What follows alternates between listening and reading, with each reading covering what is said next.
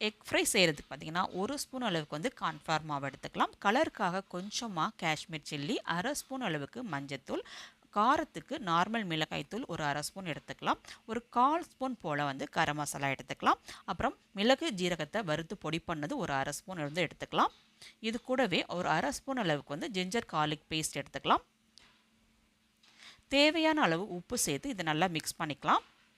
தேவையான அளவு தண்ணி சேர்த்து நல்லா மிக்ஸ் பண்ணிவிட்டு வேக வச்ச எக்கை ஆஃபாக கட் பண்ணி இந்த மாதிரி கோட் பண்ணி எடுத்துக்கலாம். இந்த ரெசிபி பார்த்திங்கன்னா தயிர் சாதம், ரசம் சாதம், சாம்பார் சாதத்தோடு சேர்த்து சாப்பிட்றது ரொம்பவே சூப்பராக இருக்கும். வீட்டுக்கு கெஸ்ட்டு வந்து இருக்கும்போது நார்மலாக முட்டையை வந்து வேக வச்சு வைக்காமல் இந்த மாதிரி ஃப்ரை பண்ணி கொடுங்க, சூப்பராக இருக்கும்.